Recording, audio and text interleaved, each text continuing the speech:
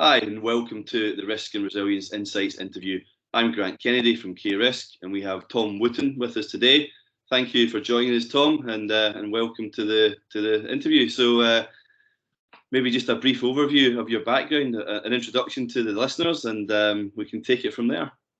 Yeah, cool. So yeah, thanks, Grant, and great to be here. So I'm Tom Wooton. I've been working in operational resilience for the past 13 or so years, with a big focus in all elements of it, really, around business continuity, crisis management, whether that includes assuring programs right through to building capability, testing, running scenarios. And I've done that across the public and private sector, and most recently, due to the operational resilience regulations coming out, predominantly in the financial services sector the last couple of years. Brilliant, thank you for that. And yeah, great to have you on the team and supporting us with the Risk and Resilience programme as well. So maybe just start off with a couple of questions we ask everybody, gets a bit more insight into yourself as well. So what's the riskiest thing that you've ever done, and what makes you resilient? Yeah, so I knew this question was coming, Grant, and I had to think about it, and I'm going to take it back to, in terms of the riskiest thing I think I've done was take you back to the Amazon rainforest when I went there a few years ago. And in this one day, I don't know how we got round to it, but ended up agreeing to swim with caimans, swim with piranhas, and go on an anaconda hunt. And all of this was basically in the search for them, with no plan whatsoever what to do if, firstly, we got attacked, secondly, if we actually saw them. So yeah, that's one that I always reflect on and thinking, what were we doing? But so that's, I think, the riskiest thing I've done. I'm sure there are others, but that was pretty bad. And would you do that again, being a little bit older and wiser? No, it was absolutely ridiculous. You couldn't even see the water was so murky, so you couldn't actually see the piranhas and you couldn't actually see the caimans. So the whole thing was flawed. I don't know why we were doing it. Oh, well, that's an interesting one. Thank you for that. And personally, what drives you? What makes you resilient? What gets you out of the bed in the morning? No, I think I'm quite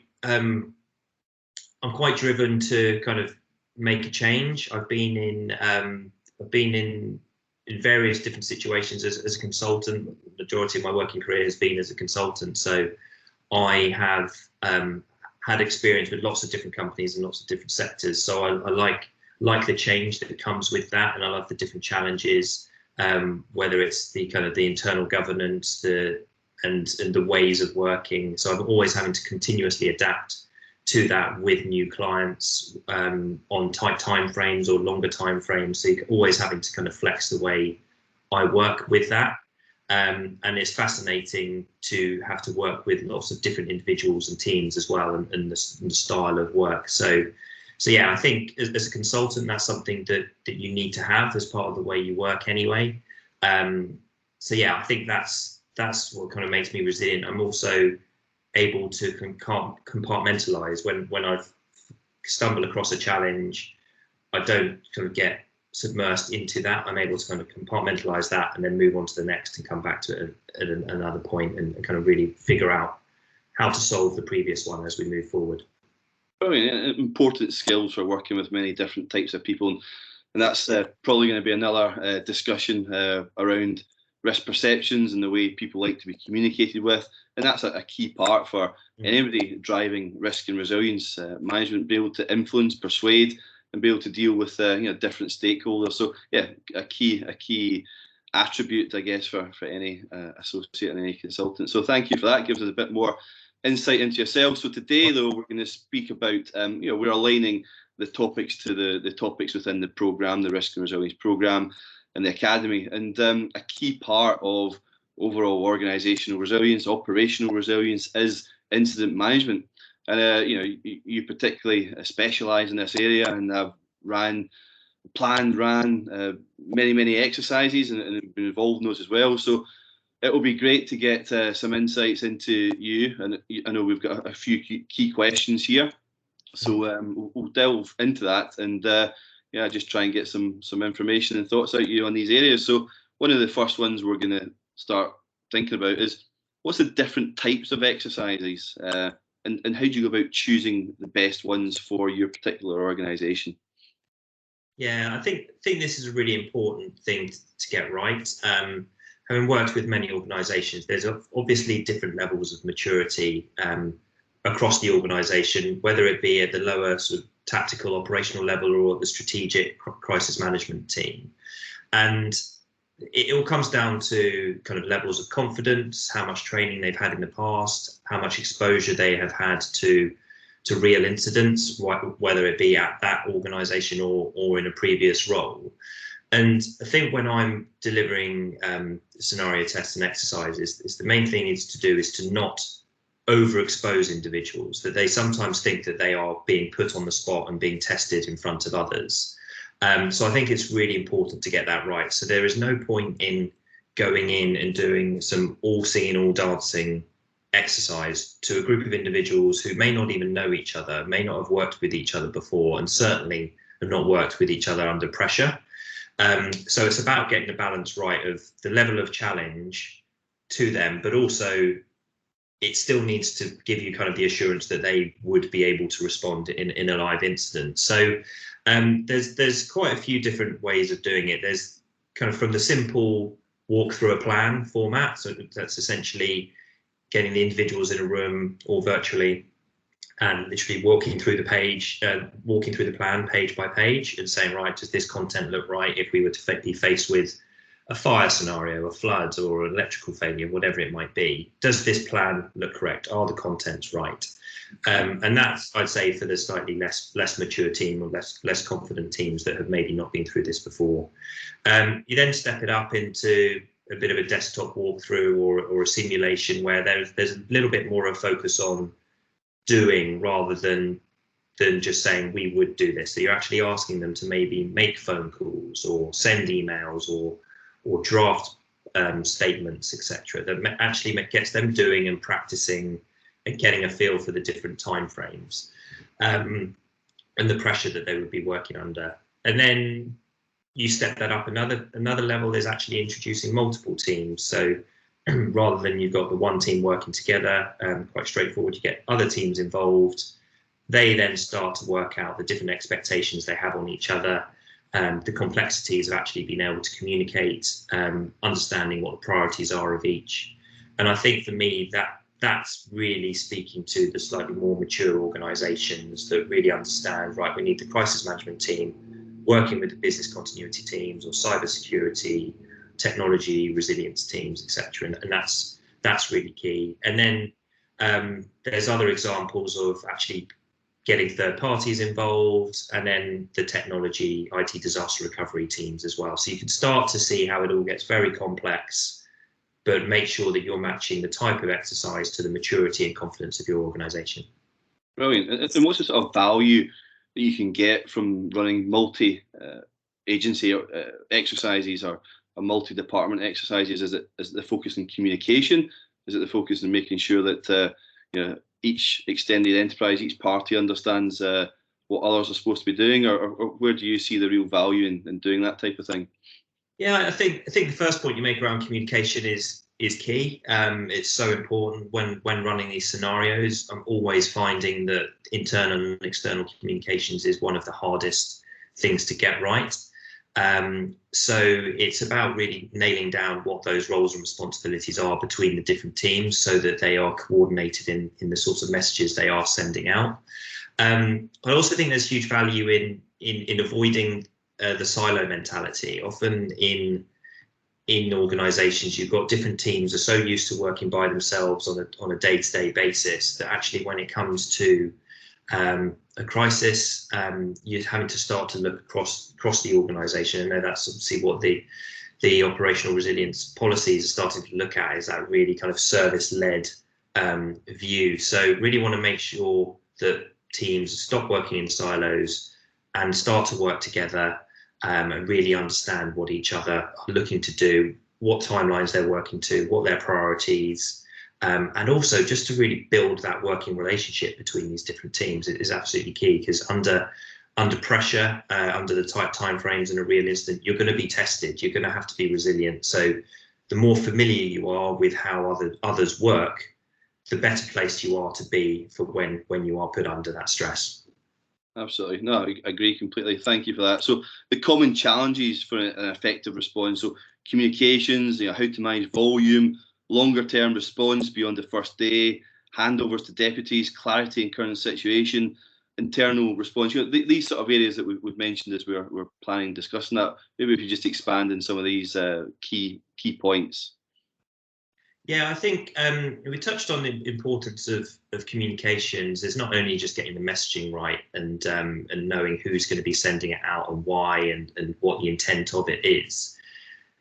The volume is an issue, and we've worked with a lot of clients who have been very proactive and correct in a way of kind of saying we would send this message out, we would in this way of communication, but they hadn't necessarily anticipated the volume of communication that would come back and the tone of that messaging, who it's coming from and the requests that are coming in. So suddenly the communication team's having to fend off and respond to a lot of communication. And there's just some things that need to be thought through around whether you need to be recording those responses, who's actually going to be reaching out, and how internally are you going to maybe have to speak to legal teams to get that communication right, etc. So again, it's all under the time pressure that some teams just don't quite think about. So that's, I think, really important. The longer term response is something, again, I think is really important that we get teams into that mindset of it's not just about the here and now. It's not about that kind of 4-hour, 8-hour first day response. It's making sure that you've got someone there or a team of people who's able to kind of step back from fighting the fire and actually think, right, how bad could this get? Where could this go? Where are the risks? And I think that's a really important part of any response team, is to have that ability to step back and see how bad it could get. So that's one of the big bit of advice I have. The handovers to deputies, that's another one, speaking a bit to the long-term response as well. Like, a lot of crises are probably actually going to last over a day. So it's going to be tricky for that person to sit in their response role under pressure for 12 hours, let alone 24 hours, let alone 12 hours. So it's being able to hand over to alternates in the right way to make sure that they can continue with the same level of momentum and understanding of kind of what the current situation is. And I think that's something that's really important. And I think in terms of scenario testing, what I've seen is that firms focus their exercise program on the main team, the primary team, and rarely actually think about doing a deputy exercise as well. Yeah. Do you find that? Yeah, no, I can relate to all those points you mentioned, particularly the first one, the communications, because being involved in real life incidents, from airports and critical national infrastructure. I'm just thinking at the moment in my head when we had the ash cloud crisis, 10 years or so ago, whenever it was, at the airports, and what type of communication were we putting out to our key stakeholders, to our passengers? What was the frequency of the communication? And you're right, it had to be thought about really, really quite well, because if you're putting out too much, you're bombarding people that they're not getting the right information at the right time, and all these different elements. And it's about thinking and planning that beforehand. And I suppose exercising plays a strong part in that. And the other key area that you mentioned, yeah, absolutely. Once you're in a crisis, you're in it. And the senior leadership team, the incident team, the crisis management team, whatever you call it, are under intense pressure. So you've got to think about the welfare of those people, and the welfare of 12 hours passes very quickly. 24 hours can pass very quickly. So what plans have you got to look after the welfare of your own people, not just in the senior incident team, but the strategic or the tactical or the operational teams?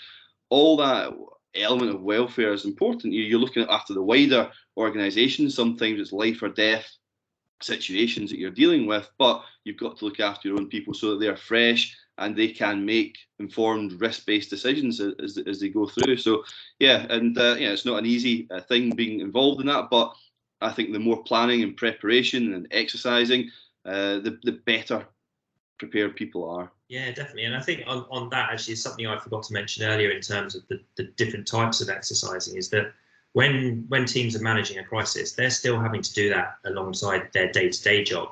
So one format of exercising is to do real-time exercising. So it might be slower paced, but you are you are putting teams through an exercise alongside their day-to-day job. So I've done one exercise that actually lasted 3 weeks, and the whole exercise was set up that there would be a daily update every morning and every afternoon. And we then got to see how that team would operate over 3 weeks. And it was fascinating to see. And actually, it does really test how people would work alongside their day-to-day jobs, past into the evening shift, into the morning, and all those handovers. So it's a fascinating thing to test across teams.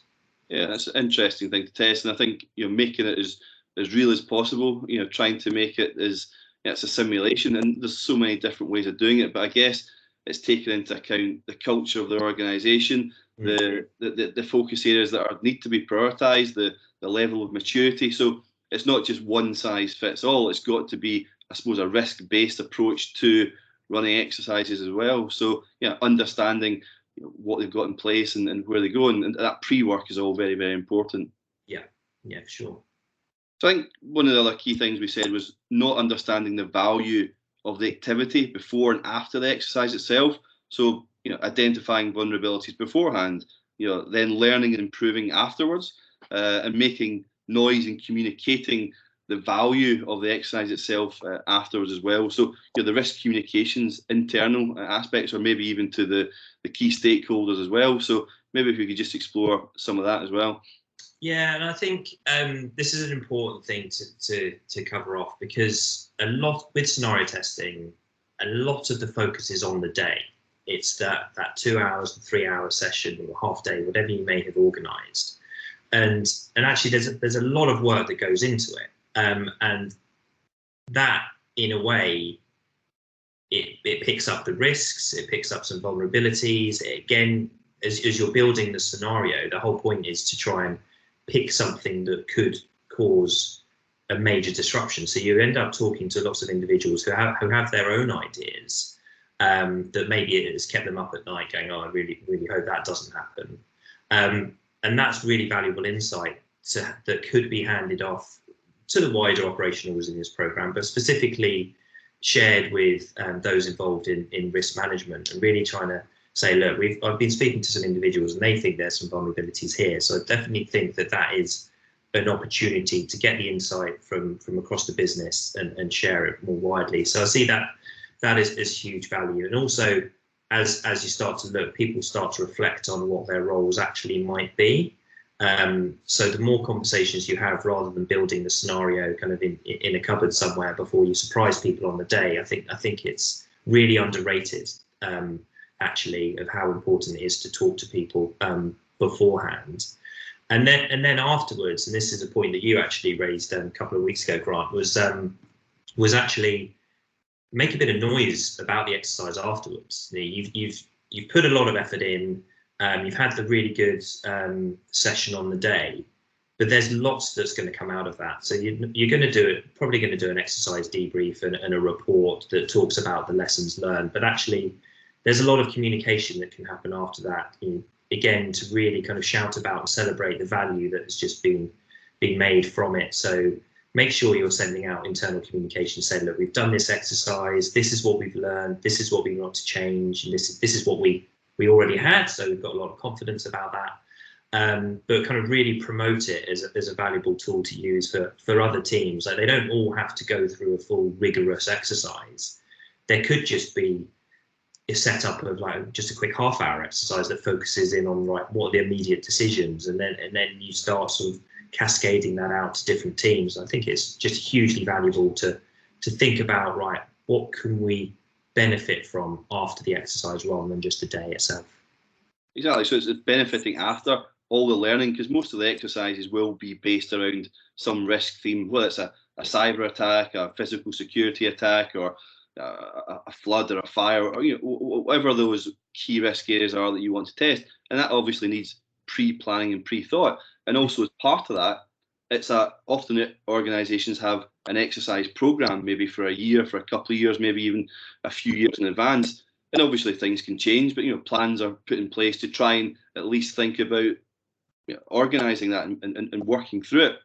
And I think what the benefit of doing that is, it's linking to the key risks in the risk register. It's linking to where the operational risks are. It's taking information from the business impact analysis, the continuity plans that you've got, but also a lot of things can hang off that. So, for example, if you have Q1, I don't know, say it's security or say it's a weather event, then you could also be having sub risk communication events around that. You know, it doesn't necessarily have to be everybody's involved in that exercise, but there's spin-offs, but there's a theme that's evolving and continuing, and it's bringing in the key people, but also your extended enterprise as well. So, you know, that's something I know you do a lot of work on. We're working with a couple of clients at the moment in the retail sector to make sure they are developing along that and bringing everybody together. So I think that's important as well. Yeah, definitely.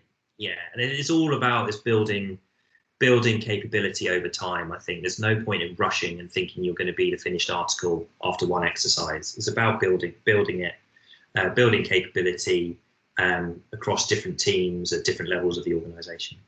Right. And just the last question we wanted to touch on, maybe we just have an open question towards the end, but, you know, a typical timeline of a scenario. So you mentioned, you know, potentially 3 phases. So the immediate response, the crisis management or incident management, and the longer term recovery.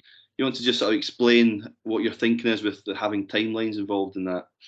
Yeah, I think given, you know, the scenario testing, you've got the challenge of actually getting enough time with people throughout the month, throughout the year, whatever timescale you're working to. And what I typically do, and it's quite common across the industry, is that you'd work, say you've got a 3-hour exercise, you would try and split that into different phases to really rehearse different parts of the response. So, you know, forgetting the briefing that's happened and the debrief at the end, kind of putting in 3 phases. One that's typically around what's the immediate response. So what are those immediate actions that need to be made? How do you prioritize?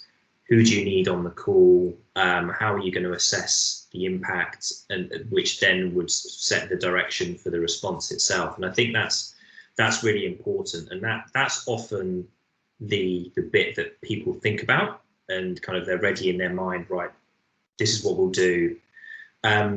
But then you move it on to the second phase and maybe move the sort of the simulated time to maybe the next day or a couple of days later, where things have escalated, kind of almost out of control. And then you're brought into a sort of a crisis management phase where you're having to involve senior leadership teams, the crisis management team. Again, that brings in that multi-team element that we were talking about earlier. So practicing that response across or up and down the organisation. And then move into a kind of a final phase. And for me, the exercise I run, this typically is almost a kind of an open-ended question. It's like, right, the scenario or the disruption has been going on for 2 or 3 days. Let's have an open discussion now around the next week or next month and start planning how it might look. And that speaks a bit to my point earlier around having an individual teams to be able to kind of step back and think, right, how bad could this get, and how bad will it get, and what do you then need to do? So I think there's real value in kind of practicing those different phases across the scenario. In terms of the value of each one, I think they're equally weighted, really. And if you don't get time for the third phase, I still think it's worth later on in the year putting a session in to think about, right, what if this goes on for a month or 2 months? What do we need to focus on? So yeah, I think it's really important. Structure it, something like that. Brilliant, thank you. So those were the core areas that we wanted to discuss. Is there anything extra you want to add just to conclude? Any final thoughts? No, I think something that I'm really interested in is getting organisations to do more. And I know that's a big request, but I do feel like scenario testing is an undervalued tool, and I think a lot of focus is there around trying to book out half days or full days for teams. And I think we should try and move out of that mindset and think about, right, how could we get some really valuable exercises done in half an hour or 2 hours, whether it's on, I don't know, away days or strategy sessions or team meetings. Like they're always an hour or 2 hours every so often. And I think it'd be really valuable to try and wedge in some form of sort of half an hour test there that they're serious, but they can also be quite fun, and you get to know your colleagues as well. So I think it's a really powerful tool to try and think of ways to integrate scenario testing into kind of the BAU meetings throughout the year. Again, kind of identifying where the value is there in terms of, right, we now know how we're going to work with each other. We now know what the immediate decisions are. We know how bad this could get, and you start to reflect as a team as to how prepared you are. So that'd be a request from me. Absolutely, and I think we know more and more regulators from various different sectors that we work in, particularly the finance sector, are expecting exercise and scenario tests, for severe but plausible scenarios to be exercises to show your capability, not just to say you've done it, you've ticked the box, but how are you proving you can show you are capable, you can respond, that you can prove to yourself and your customers to be able to reduce customer harm. And I think there's nothing like all the pre-preparation, all the structure and frameworks. It's great to have that. It's great to do the risk assessments. It's great to do the business impact analysis and the continuity plans and everything that comes out that structure. But at the end of the day, they're only documents, and how much do people actually read these documents in a real life situation? You want them to be usable. You want them to be adaptable. You want your team, your whole organisation to be confident, to be able to be dynamic. And I think these are one ways of being able to prove that to yourself and the wider regulators that are very much interested in this area as well. So, So brilliant. Thank you. Thanks, Tom. Thanks for all your time and insight, and look forward to working with you on the various different programs and getting into a lot more detail on how to actually put these things together and make them as effective as possible. So appreciate that, and thanks for your time. Absolute pleasure. No worries.